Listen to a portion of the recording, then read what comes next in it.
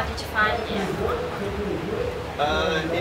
It looks amazing. I mean, we haven't been around and seen all that much at this point, but I'm actually very surprised at how big it is and how seemingly well organised. And I mean, we went in the hub just before, and we can't quite believe how many people fit in there. So it feels a bit like the Academy Awards. It's impressive. You know, it's the first time that Kristal Elma is coming to a festival like that. What was the question? Is it our first time here? No, this is the first time. Oh, yeah, the first time. Well, the same. I mean, we just got here last night, but it's a really nice venue, place to have the festival. Weather's perfect. And have you ever been in Istanbul before? This is my first time here. I came 20 years ago with my wife, so it's probably changed a bit. But yeah, I love it. It's great. Sounds like dinner's ready, so I might have to go. Okay, what motivates you in Edland? It's a classic question, I know, but we want to learn, like to learn. And where do you get your inspiration as a creative director?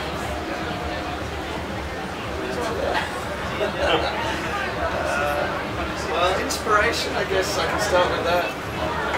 I think it just comes from all around us. It comes from the outside world. I mean, I think just living and connecting with people is the inspiration. Understanding what makes people think and what makes people happy and what makes people sad. And basic human stuff like that. The stuff of living is inspiration, really. That's where you understand motivations, and I guess understanding people and liking people and being curious about how they live is the inspiration, or the thing that actually lets us be creative and try and tell people stories that they can relate to.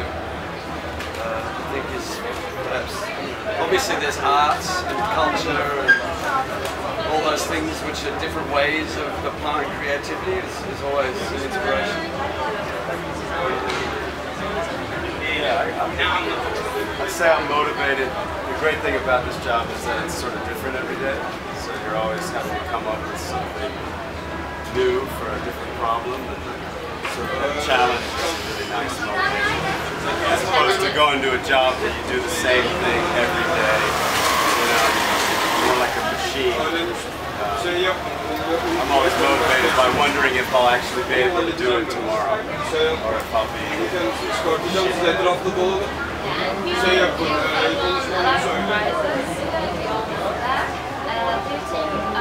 Winning prizes,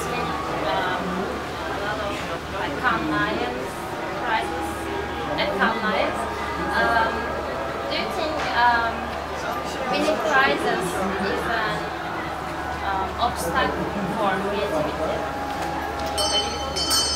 I feel like it's a nice thing, I guess, if you get recognized for your work. I think when people set out to win an award from the beginning, when they start thinking about an idea, that's probably really bad. And I'd say it's an obstacle if the goal is to win a Cannes Lion versus to help someone's business grow using your creativity. And if you do that well, then you probably win. But when you set out to just win awards, I think you find that a lot of the work is very self-serving, and in a lot of cases there's a lot of work that's maybe winning awards that no one's really even seen in the real world because it's been made to win an award.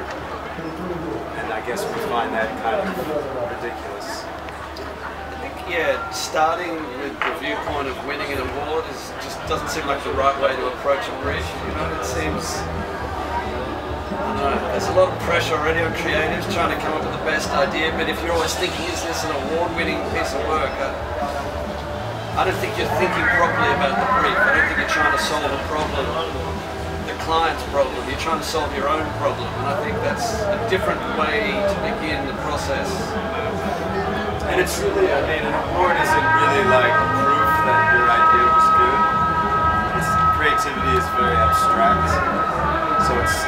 that it can be judged, you know, it's sort of, it can be, but even if you don't win, it doesn't mean your idea was great. I mean, we've had our favorite work win nothing, and work we thought was okay win a lot. You know, it's a very personal journey when you put your ideas out there to see what people think of them, and if you're happy with it and it's working for the business that you're trying to help, that's what matters. Yeah, winning them is a great byproduct of doing great work, and it should never be the... We keep ours in the bathroom at the Wieden+Kennedy, Amsterdam. Our awards are on shelves in the bathroom at our agency. So we don't put them in the... When you walk in, we don't have awards everywhere because we don't feel like that's what it's about. Although it's nice to have.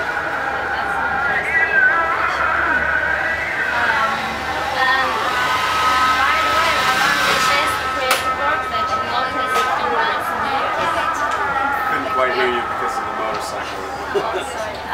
What are the best creative works that you noticed in recent years? The best work?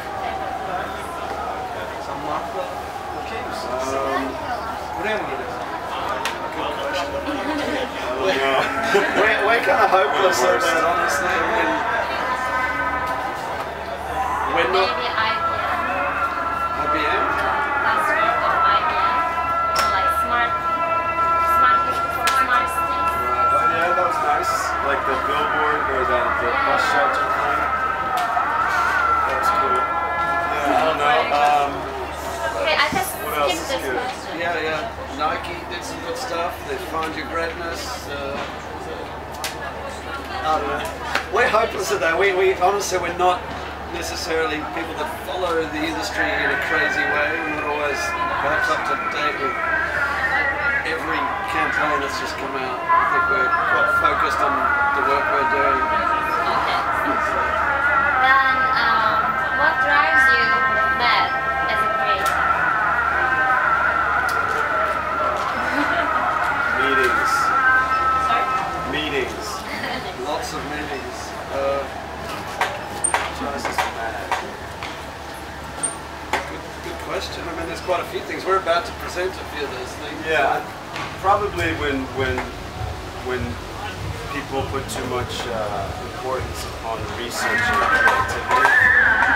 So you have this like agency of apparently really talented people. You have these clients of very smart marketeers, and you work together for a long time, and then you put it in a room with some people who are getting like free coffee and donuts to like ruin it. Or tell you what they think about it in a very weird, abstract situation, which isn't at all like actually seeing it in real life. That drives us mad. How the idea comes from that room? You mean afterwards? Creative idea. How does it come from that room? Well, I guess when you put a lot of times when you put good work into a focus group room, it comes out not as good on the other side. So, that makes sense.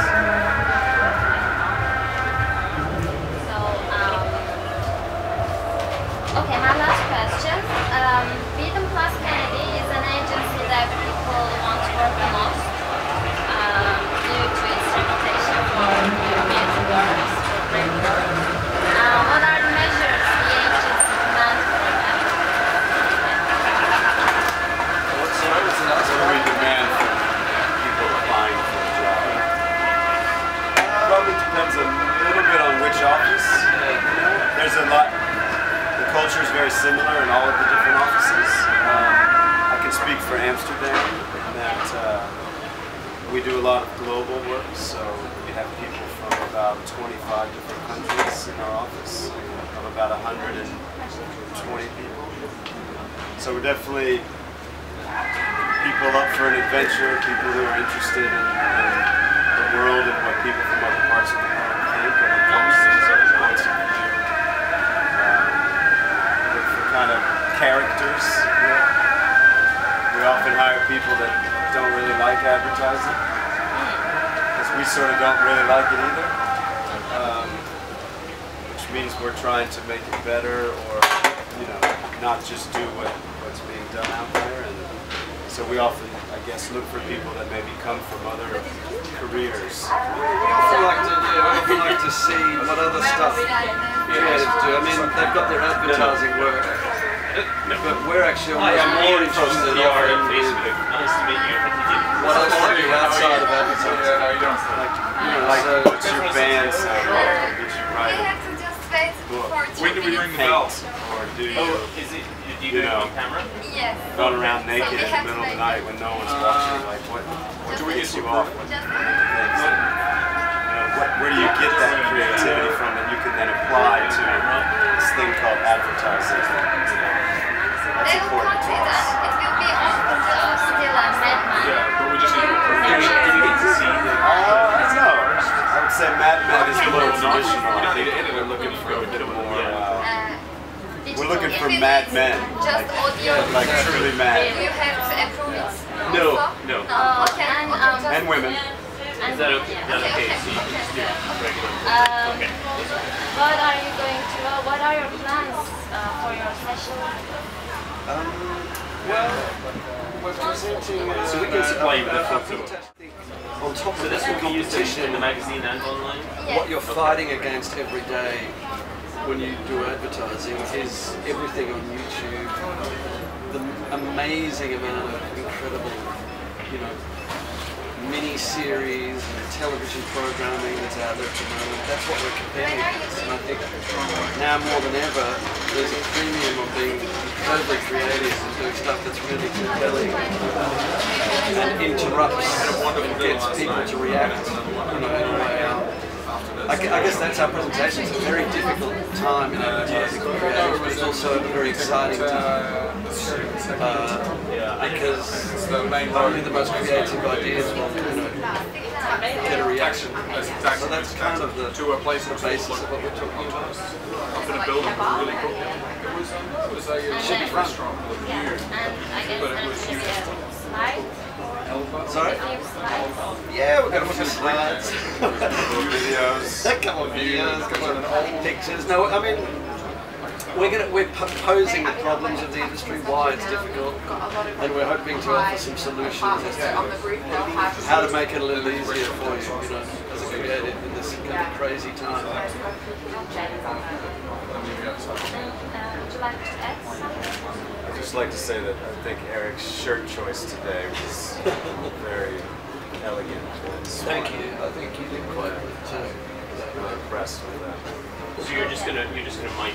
Okay then. Thank you. All right, Put thanks. microphone on because we're recording.